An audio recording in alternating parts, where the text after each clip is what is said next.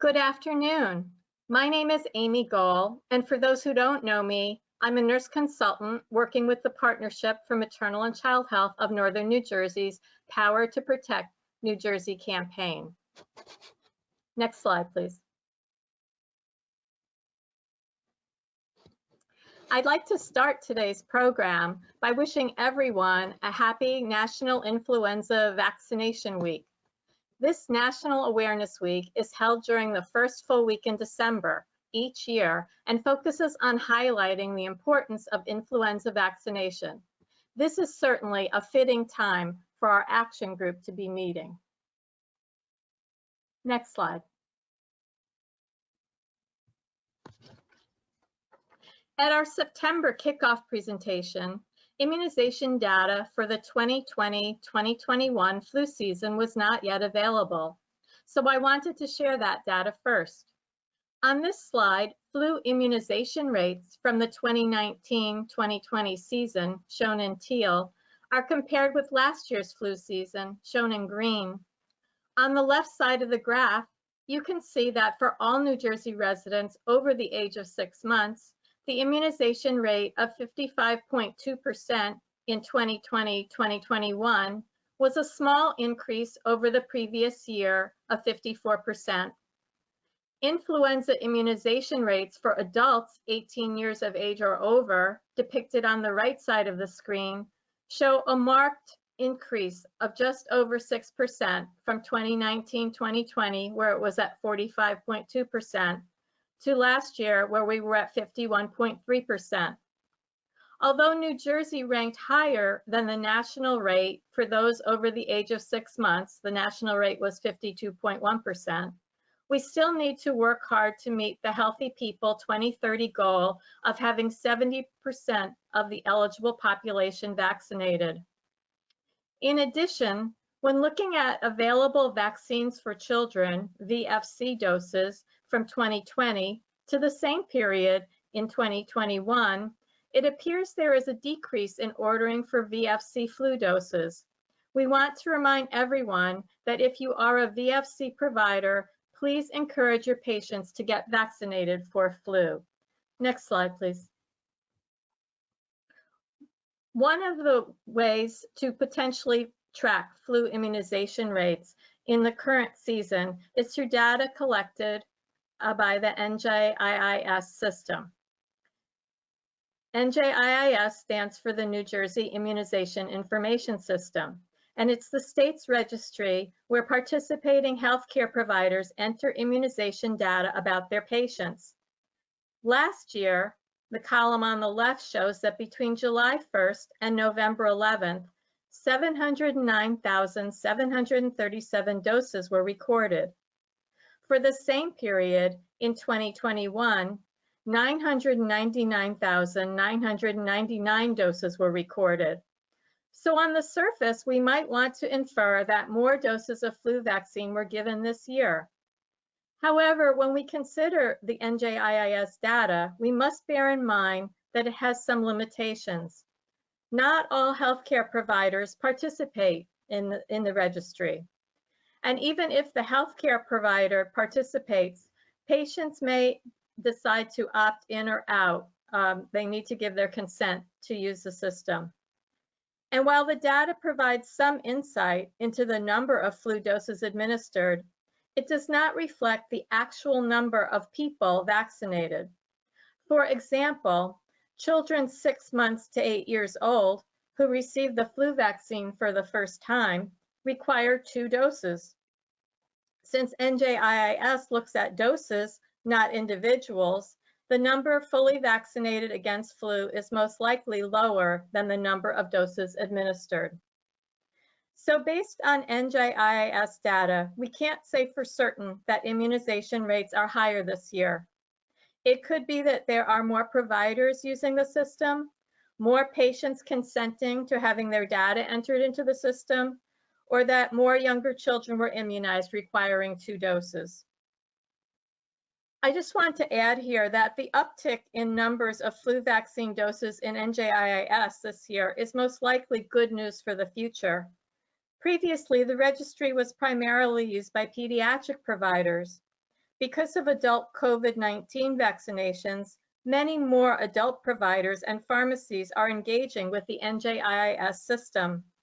Increased reporting to the registry will lead to better data available in the future. Next slide, please. The most recent influenza and respiratory illness surveillance report, which was from the last week in November, paints a picture of New Jersey's most current flu infection rates. The bar graph at the bottom of the slide compares this year's flu rates with previous years. Last year, which was 2020-2021, activity remained low throughout flu season, most likely due to the protective measures in place for COVID-19. But in general, we see increased flu cases reported starting in October, with highest activity in December, January, February, and March. So far, unfortunately, 2021 is following our usual trend, with moderate flu activity in every area of the state seen currently. There has been an increase in emergency and outpatient visits associated with flu and an increase in positive test results. Next slide, please. Also of concern are outbreaks of flu infection on college campuses across the country, including some in New Jersey. Our own Rowan University in Glassboro reported an early rise of over 100 cases of flu last month, including some hospitalizations. This is an example of how college students being back on campus invites the spread of infectious diseases like flu. The statewide New Jersey Step Up, Vax Up Campus Health Awareness Initiative has just launched and seeks to engage our college students in peer-to-peer education on vaccines. I encourage you to visit the campaign website, www.stepupvaxup.com, to learn more about this exciting new program funded by the New Jersey Department of Health. Next slide. With flu activity amping up, the Power to Protect New Jersey campaign continues to educate residents and encourage flu vaccination. This could not be accomplished without the support of the Influenza Action Group.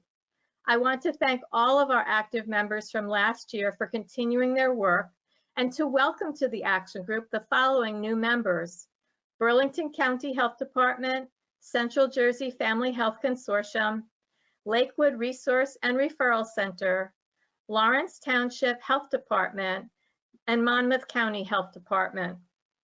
Our action group currently has 222 members representing 155 hospitals, organizations, practices, and schools across New Jersey. Members are listed on our Power to Protect NJ website. If you have contacts at other entities which might benefit from joining us, please share my contact information with them. Next slide, please. Since September, we have been reaching out to the community via the national network Patch, which has 100 local news sites in New Jersey. We have been posting our new graphics and messaging regularly on these sites for the past 3 months.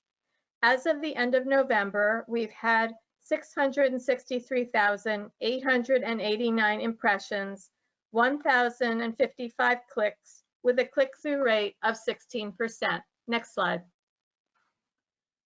Our Power to Protect New Jersey website continues to serve as a resource for both the public and professionals. As a result, it has been seeing quite a bit of activity. From September to the end of November, we have had 2,497 new users, 2,940 sessions, and 4,260 page views. Thus far, 29 events have been submitted and posted to the website. I encourage you to direct clients and patients to our website to locate flu immunization information and events. Feel free to directly post your flu immunization clinics on the website, and please forward any flyers to me so I may share with the group. Next slide. The website also hosts our shareables, including 6 customizable posters in English and Spanish, where you can fill in your influenza immunization event information, as well as your logo before downloading and printing. 8 generic posters in English and Spanish, which you can print yourself or access a link to order hard copies. I'm proud to announce that thus far, 2,666 printed posters have been delivered to 35 sites throughout New Jersey. And finally, we have our 10 new social media shareables, as well as all of last year's favorites available in 5 different languages. Next slide. We started today's meeting talking about National Influenza Vaccination Week. Please consider including the social media shareables in your posts to promote NIVW as a call to action to encourage everyone in our state age 6 months and older to get their annual flu vaccine. Next slide. Please contact me with any questions or suggestions.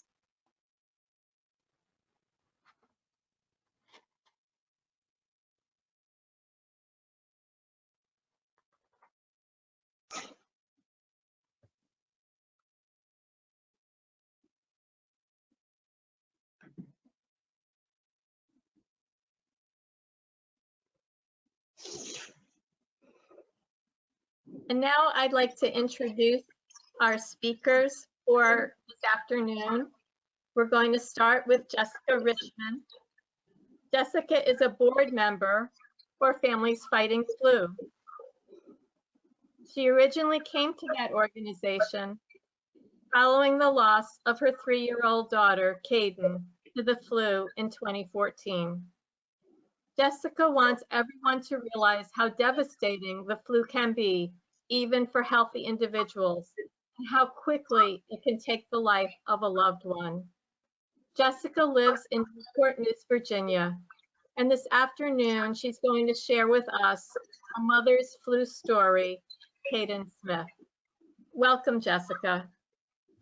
Thank you. Hello, everyone. My name is Jessicarichmond. You can go to the next slide.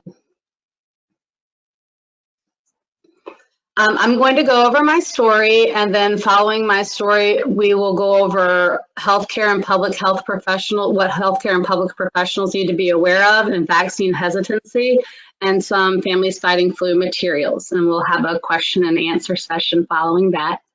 Next slide, please. As I said, my name is Jessicarichmond, and I am a flu vaccine advocate, and I'm also on the board of directors for Families Fighting Flu.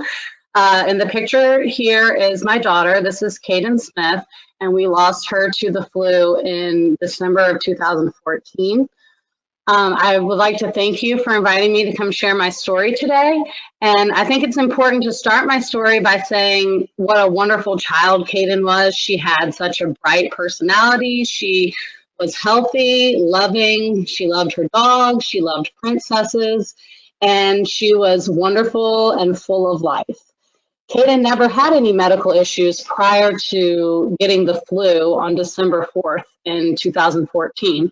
We had a flu shot scheduled for her at that time, but when she woke up that morning, she was feeling a little under the weather, nothing crazy or out of the ordinary, just mostly some cold symptoms.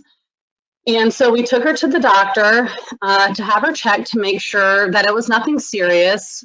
They did know that she was scheduled to have her flu shot that day, but at the time, no one mentioned, we did mention to them that she hadn't had it yet, but the doctor or none of the nurses mentioned having her tested for the flu or any concerns with her not having the flu shot yet. So they gave her some medications to treat her symptoms, and we went home. So that night, her symptoms became worse. She was coughing more, spitting up mucus, couldn't sleep, just extremely uncomfortable and nauseous. I was up with her all night that Thursday night. Just not feeling well. So Hayden's dad and I had decided that in the morning she was going to go back to the doctor because her symptoms had gotten worse. So the next morning, as soon as the doctor opened, my ex-husband took Hayden to the doctor to check, and I had some meetings at work that morning, so I was going into the office for a while and then I would come back. He was keeping me posted on everything that was going on with her. Mostly she was just lethargic, watching TV, napping, just, not feeling well. And again, when we went back to the doctor, they had mentioned that, it was just probably a virus of some sort, and it wasn't too alarming. And this was a Friday, so they said, well, just keep going on with her medication that she's currently on. And if she's not better on Monday, then you can bring her back into the office and we'll reevaluate her from there. So Caden's dad kept an eye on her throughout the day. And as the afternoon came, she was becoming more unresponsive, sleeping a lot more, just not being herself. And it was starting to become alarming. He called me to come home, and that, we were going to try to take her into urgent care or somewhere like that because we were just really concerned.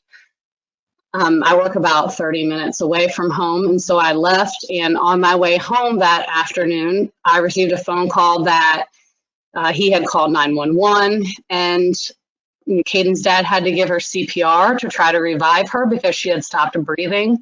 And so on my way home, I rushed and ran red lights and sped home, knowing that emergency vehicles were at my house. I could not get close to my house because emergency vehicles blocked my road, so I had to park at the end of the street and run to my house. And by the time the emergency people had gotten there, she was already gone, so there was no way to revive her, even in the ambulance or anything like that. So it's very alarming, I think, to most people, my story, because all of this happened in less than 48 hours, 24 hours prior to her passing away. She wasn't even that sick. She was still talking, watching TV, eating snacks. And in less than a 48-hour period, she went from being slightly ill to passing away. And I think if you could go to the next slide. Just like it says here, she was unable to be revived, and it happened so quickly. And I think the important part to also note is that none of the medical professionals or anyone that we had spoke to in the times that we took her to the doctor mentioned that anything was very serious or that there was any concern for anything this serious to happen to her. And that I think it's just educating, educating people and helping people to understand that the flu can be serious, and it is very important to get a flu shot because I had no idea at the time how serious something like this was. I always thought the flu was like having a cold, and it wasn't really a big deal. So yeah, so I think it's really important that we make sure that people understand that it can be serious. And if you could go to the next slide. As I had also mentioned before, she had no risk factors, any chronic conditions. She hadn't really been sick. I mean, she's a 3-year-old. She had some colds, ear infection, maybe a stomach virus in the past, but nothing. She had no chronic conditions, and that she had not received her flu shot when she became ill to go to the appointment.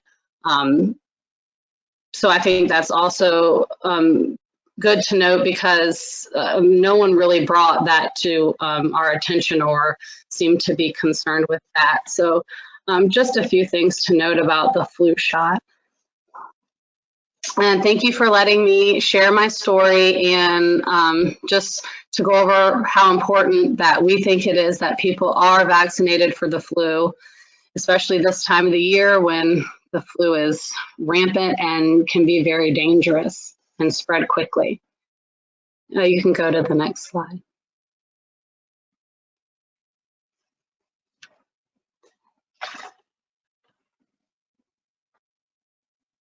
Jessica, thank you for sharing that very powerful, moving story with us.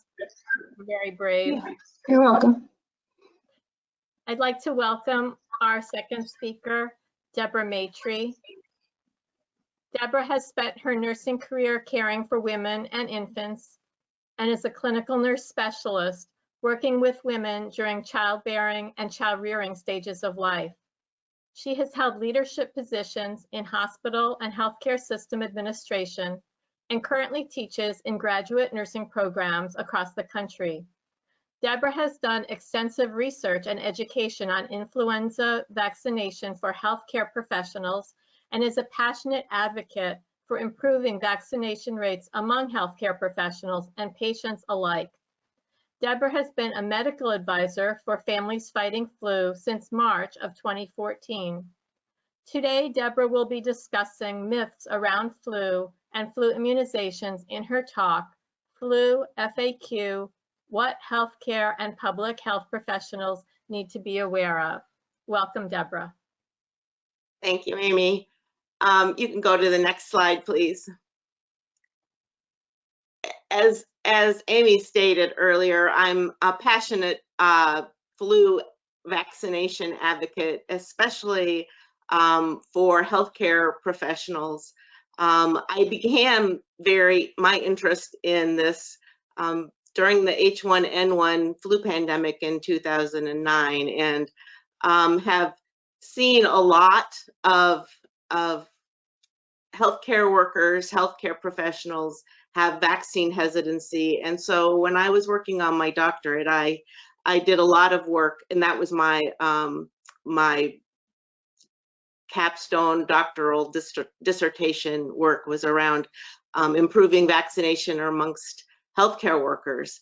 But that being said, it obviously is important for us all to understand more about the flu vaccine, so that we can provide that advocacy for ourselves, our colleagues, our coworkers, and our patients and our families, obviously. And just to go kind of give some background history, the influenza vaccine's been around for a long time. It's not something that we don't have a lot of experience with and a lot of evidence surrounding. It's been proven safe and effective for over 75 years. And I'm not sure all of us are aware, but Jonas Salk was one of the original researchers on the flu vaccination. We all know him well as related to the polio vaccine, but his work also involved working on the original influenza vaccination. Obviously, the goal of vaccinations, as we've all become very astutely aware over the last few years, is to keep people healthy or prevent hospitalization and death. It's not necessarily that they're going to be 100% effective in keeping us from getting ill, but it does improve all of the possibilities or decrease the possibilities of preventing hospitalization, severe disease, and death from if you did acquire the virus. And especially this year during the COVID-19 pandemic and all the last years when we didn't have the vaccine for COVID-19, but certainly now, even as we see the COVID-19 mutate, our healthcare system is overwhelmed, and we want to be able to prevent any unnecessary hospitalizations so that our healthcare workers, who are at the sharp end of the needle, shall we say, of all of this, have some respite and some ability to care for those patients as that truly need to be in the hospital. As the other thing that's very important this year is more than just any other time in our history is that because we all social distanced and were staying inside last year, there was a very low flu circulation last year. And so all of us, because of that, our immunities may have been reduced to influenza. And so now as everyone is more out and about across the country, we're in larger gatherings, we've started to travel again. Our flu is starting to circulate and our immunities are going to be reduced. So now more than ever, flu vaccination is very, very important. As we all know, the annual flu vaccination is the first line of defense for all of this. So next slide, please. And as roles of healthcare professionals and public health professionals, we have a part to play that's very, very important. We are the trusted resource for health information, certainly dealing with information regarding vaccination. Most of the people, there's been lots of evidence out there that state that if their health professional, their nurse or their physician at their annual visits or their checkups recommend getting a flu vaccination, they're more apt to do it than if no one mentions it. We are here to educate and inform patients if they have issues or questions or myths or misconceptions about anything, especially when it comes to influenza vaccination. We're here to protect the public health, and so we need to be vaccinated and we need to set the example. So again, making sure that you make a recommendation for flu vaccination is critically important to improve vaccination rates across the country. Next slide, please.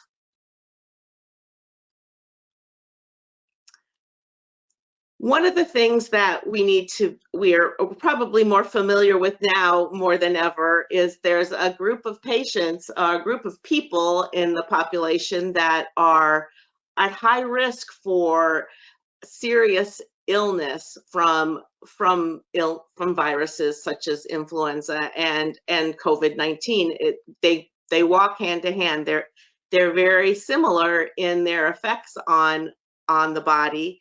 They're both respiratory diseases, and so those patients or those people that we care for that have chronic diseases such as asthma, things that alter their ability, their respiratory system, those patients with diabetes or cardiovascular disease and obesity are all at particularly high risk for severe illness from influenza.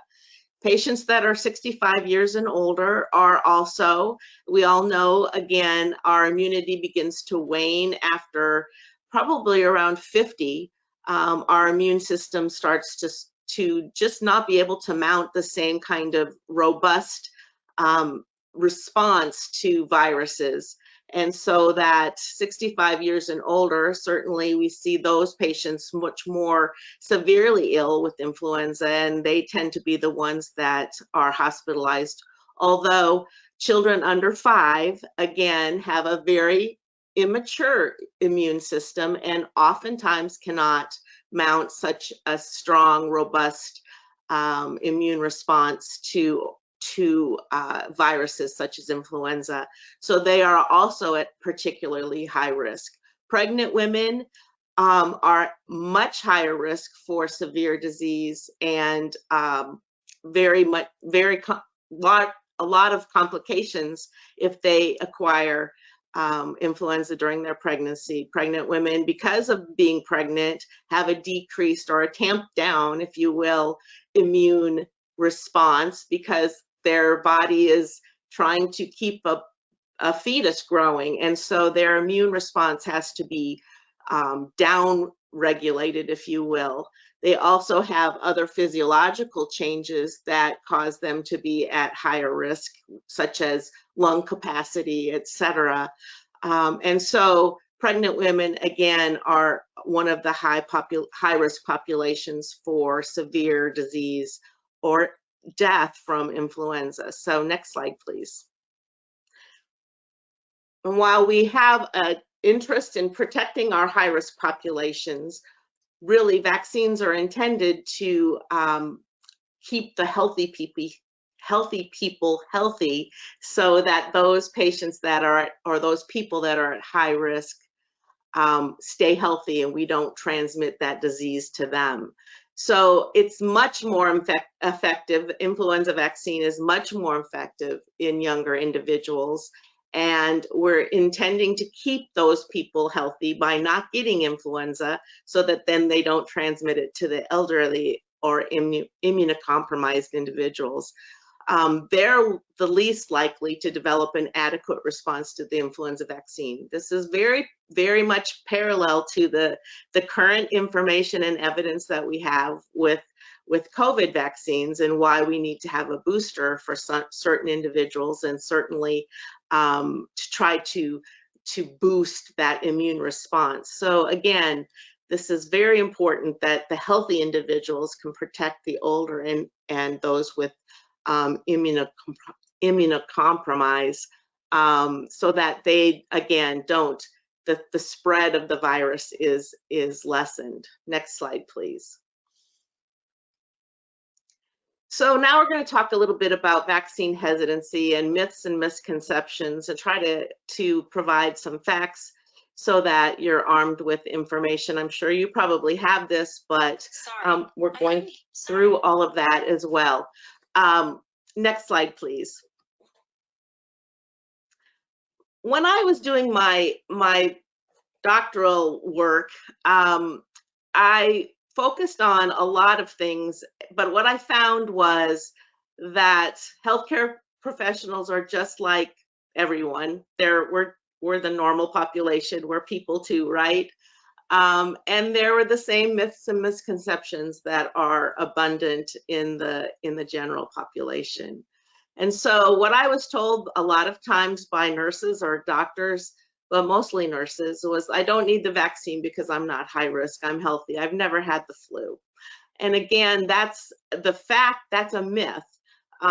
Just because you've been lucky so far does not mean that you cannot have had the flu, or you could not spread it to someone and cause someone to be severely ill. Vaccinations, again, are intended to keep you healthy. Influenza vaccine protects you before you get sick. So if you've never had it, you don't know what it's like to have it. If you get the influenza, actually, you might have a mild case, but for those who are high risk, certainly can be fatal. And most of us can infect someone 24 hours before we have any symptoms whatsoever. So influenza is something that the symptoms don't show up till after you already are infected, and you are infectious before you have symptoms. Next slide, please.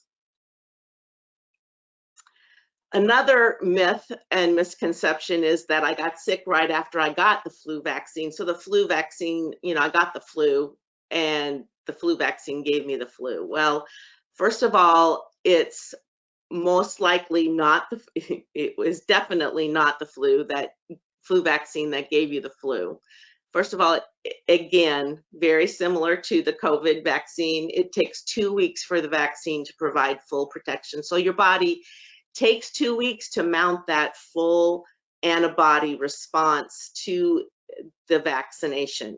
You may have already been, most likely, if you did get sick right after you were immunized, you were already infected prior to the vaccination, or you could have been infected shortly after you were vaccinated. Obviously, viruses have a very short incubation period, and so that whole 2-week window is very likely that that's what happened. Or you may be infected by another virus. If you got the flu after you got the vaccine, that's one thing if you were tested and you confirmed it. But there are, as we all know, many, many viruses that circulate at the same time that influenza. And again, just by the fact that people are indoors during the winter season, that tends to be when influenza, as well as other respiratory viruses, we all know that RSV is circulating at a higher rate this year because that people are much more likely to be indoors with one another and out, since they haven't been in the past years. So again, it's very likely that it's another virus that may have infected you if you were if you got sick right after a vaccination. Next slide, please. The flu vaccine is unsafe and has side effects is another misconception or a myth. Actually, the flu vaccines are very, very safe. The side effects, quote unquote, are really not side effects. They're just responses to your body physiologically responding to making antibodies towards the flu. And so your body doesn't know it doesn't have the flu. It responds as if you have the flu. So your metabolic rate goes up. That's what causes the fever. redness and soreness at the injection site, or a runny nose from if you had the nasal spray. Those are all symptoms or expected responses of your body that it thinks you're infected with the flu, and it's making antibodies towards it. Occasionally a headache or a low-grade fever and body aches. Again, those are similar to how your body would feel if you were truly infected with the flu.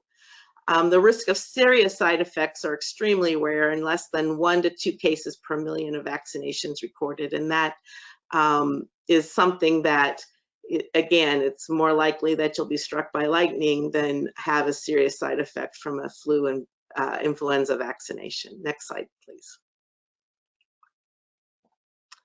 The flu vaccine gave me the flu. Again, we kind of already spoke about this, but the influenza vaccine can't give you the flu. It's physiologically impossible. There are 2 types of vaccines, one that contain only pieces of killed virus, so it cannot be infectious whatsoever. The nasal spray does have an inactivated, live, or attenuated virus. However, it has been changed so that it cannot cause influenza. It cannot replicate in the higher body temperatures in the lungs, where it would be required to be able to do that. It does have an effect in the nasal passageways, where that's what it causes the immune response and causes your body to start to have that immunological response to create antibodies, but it cannot replicate in the higher internal temperatures in the lungs, and so it cannot cause the flu either. Next slide, please. So we are here to set the example. I think it's important for all of us to one, advocate for influenza vaccinations for our patients and our family members and our neighbors and our contacts in the world. We are here to set that example. Next slide, please. From a patient's perspective, you know, they might ask, why should I care about the flu, and what are the real risks to me and my family? How can I protect myself and my family? Those are the things that you need to be able to hopefully respond to them and provide the correct information so that they understand why they should care about the flu. You don't have to listen to me, but listen to Jessica and her story, and so many other families out there that have been touched by why they should care about the flu. What are the real risks to me and my family, and how can I protect myself and my family? Next slide, please. Okay, flu is the second. Yes, that's fine. One of the last things that I want to kind of touch on is that today, this year, now more than ever, and probably going forward in our future, we want to prevent a twindemic. We don't want to have a pandemic or a terrible flu season at the same time where we're seeing a 5th surge in COVID. Flu patients that are in the hospital are in the ICU generally. They're very, very sick. They use the same resources that COVID-19 patients need.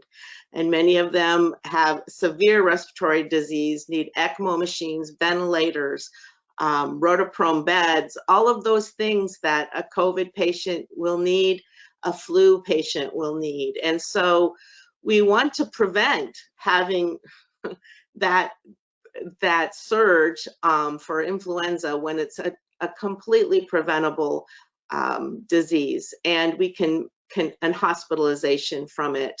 Hospitals are already overwhelmed. We don't want to see rationing of care when we already are seeing that with just COVID alone. Remember, vaccination is the best prevention. Some children can't get a vaccination for COVID yet because it's not approved for those under 5 years old. But for those who are 6 months old and older, you can get a vaccination for the flu. There is evidence out there that says that there's some cross protection from a flu vaccination against COVID. again, they have the same, or they have very similar responses physiologically. And so if there's already an immune response to decrease inflammation and decrease the cytokine storms and things like that that affect us from COVID because they've had the flu vaccination, that stands to reason that if they do get infected with COVID, it might help to reduce the severe disease from that. So be very, very confident that flu vaccinations at this time is of the utmost importance. And they will hopefully help stem the tide of both COVID and flu if that's done. So next slide, please. And I'm going to turn it back over to Jessica to talk about families fighting flu and education. Hi, everyone. You can switch to the next slide, please. Just going to go over a little bit about families fighting flu, just some information on what we do with education and advocacy for the flu vaccine. With the member families, we have a board of directors and medical advisors and staff and volunteers. You can switch to the next slide, please. This is just a page that shows a few of the pictures from the families that have shared their stories about flu,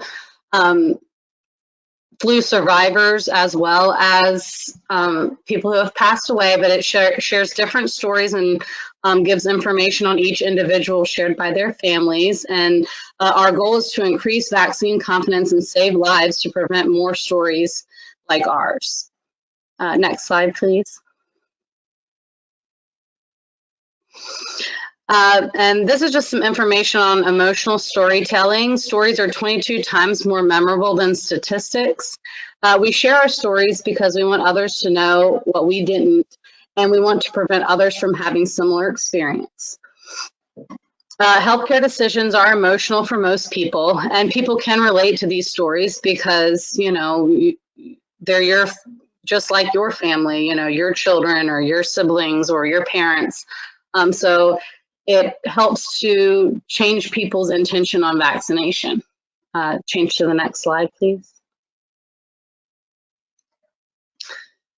And this is just some information on who our advocates are. So we have families that are affected by the flu, as well as healthcare professionals, school nurses, and we have partners such as immunization coalitions, health departments, and employers, and also just people who are interested in supporting flu awareness. Next slide, please. And on the familiesfightingflu.org website, we have advocacy toolkits that can be tailored to what you're getting them for. So whether it's for schools or health professionals or just general advocates in the community, as well as educational material. And you can find all this on our website. And we have educational material that you can order, and we also have it in Spanish. And we also have social media information that you can use to share on your social media platforms. Next slide, please. And here's just our contact information. The email is at the top, contact@familiesfightingflu.org.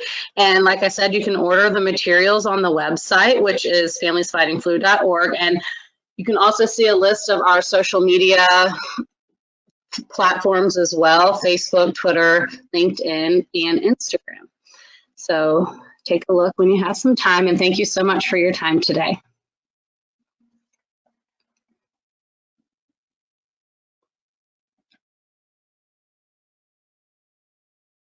Thank you, Jessica. Deborah, are you going to come in and join us? There she is. Oh, we lost Jessica though.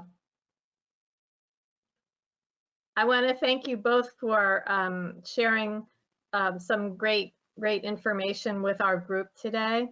I encourage all attendees, if you have any questions, to please put them in the question box. And we've got a few minutes with our speakers, and we'd like to pick their brains. We've already had a couple of questions. So this is a question for both of you. How did you get involved with Families Fighting Flu? Do you want me to go first? I actually, it was mostly through social media. I had joined a group of other women on social media who had lost their children to the flu. And through that, they introduced me to some people with Families Fighting Flu. And I checked the website out and saw the stories and just thought it was a great way to honor the memory of my child, to be able to share her story and hopefully help other people and to make sure that this doesn't happen to others. So I think it's a great organization to be involved in. Thank you. How about you, Deborah? Well, I mentioned earlier that during my doctoral education program, I became very interested. Actually, a long time ago, I became interested in influenza vaccination, and really was inspired by the inspired is a bad word, but motivated during the H1N1 pandemic in 2009.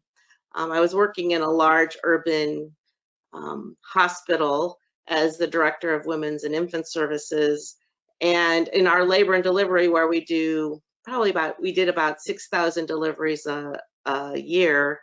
We had two women come in pregnant, in advanced pregnancy, later in their pregnancy, in their third trimester, with influenza.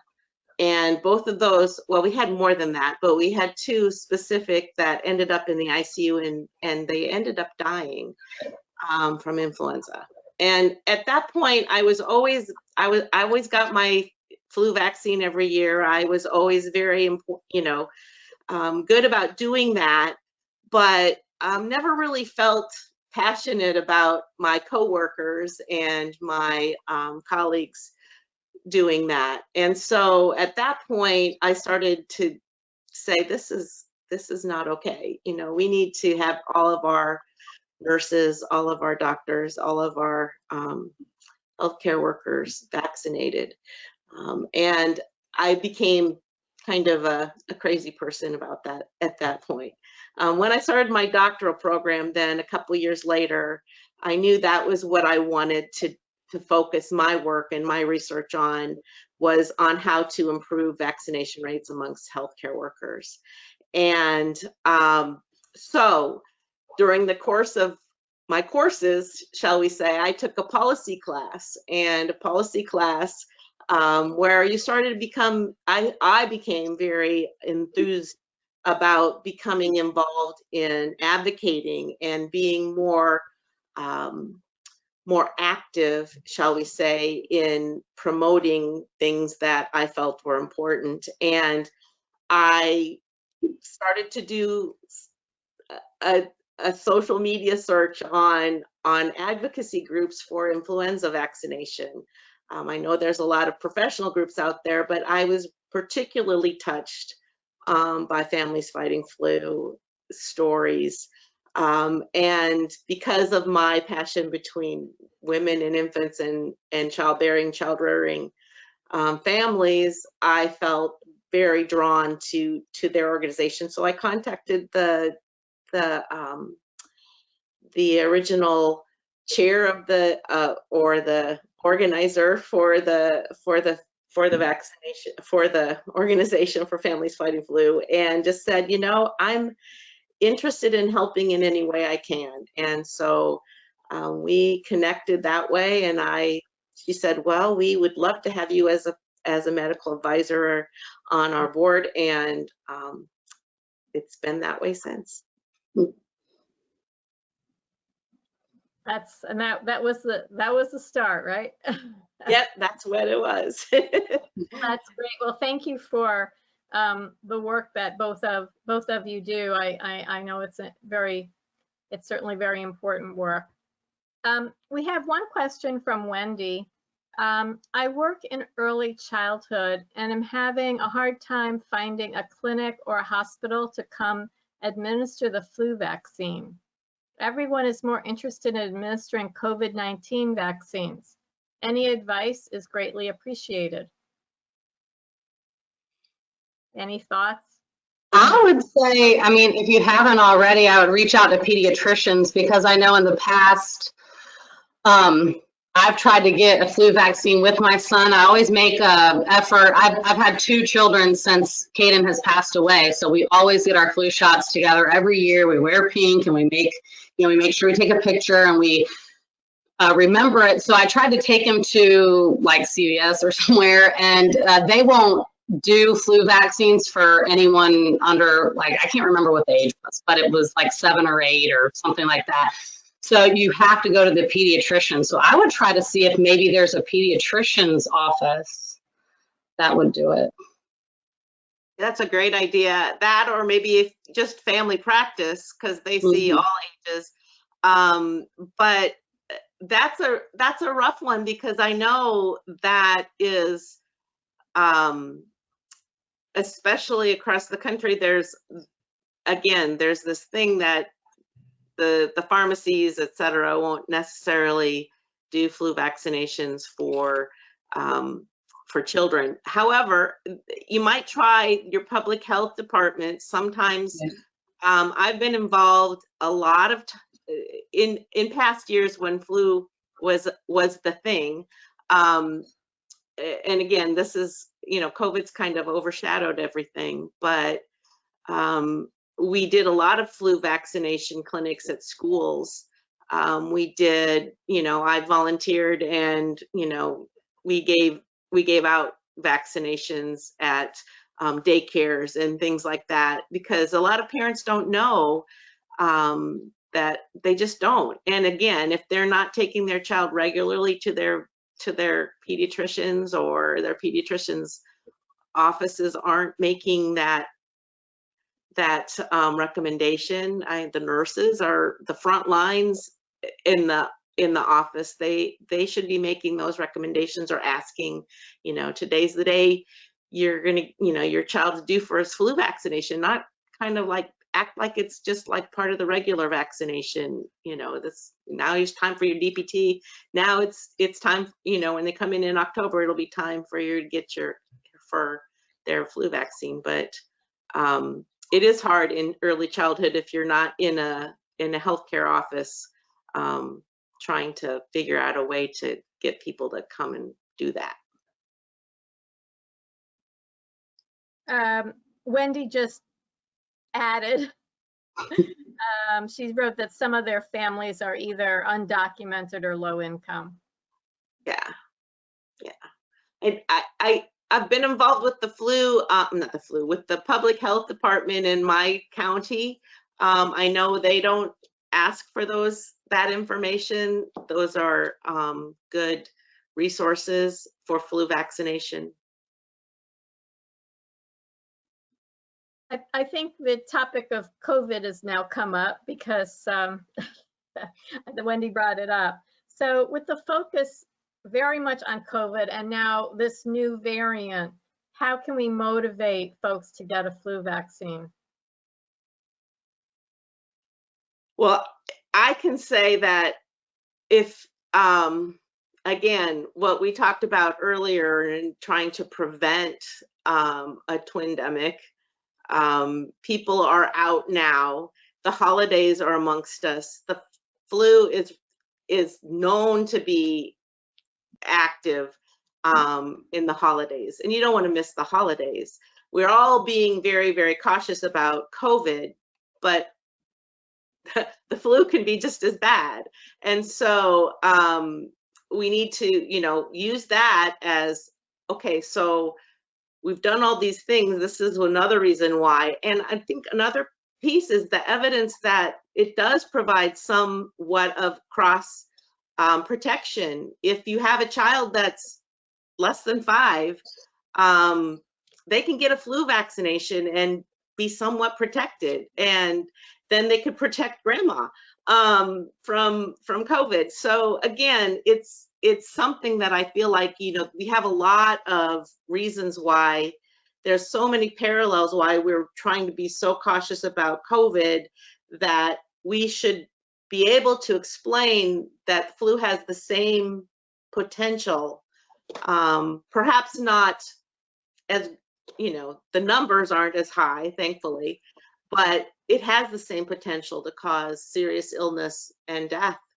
And so if any time we were motivated, we can certainly see that last year there was an uptick in flu vaccinations. I think a lot of people got it that hadn't got it in the past because they were afraid. And so maybe we should build on that same message. That's a great idea. And I just want to say the power of the wisdom in the room. We're getting responses to Wendy from the folks that are on the line. So definitely, as Deborah indicated, please reach out to your public health department, and they should be able to help you. It's great. Just one final question. Can you speak to the specific considerations for prenatal flu vaccination? Is that for me? Certainly. Sorry. So yes, I mean, the evidence is like hugely strong out there on getting vaccinated if you're pregnant. Anytime during the flu season, it doesn't matter what trimester, you know, early, late in your pregnancy, it's very, very, very safe, and it is protective to the fetus and to the infant for up to 6 months once the baby is born. Those antibodies do cross the placenta that the mother makes, and does protect the infant before it can be vaccinated. A lot of flu deaths happen in the first few months before an infant is able to be vaccinated. So this is one way that the mother can protect the infant, her baby, her fetus. It also has, the evidence is very strong on there's less miscarriage, there's less stillbirth, there is less low birth weight if you're vaccinated for influenza. So again, if a mother gets influenza when she's pregnant, she's very high risk for severe disease. Her infant, her fetus is at risk because the mother is at risk.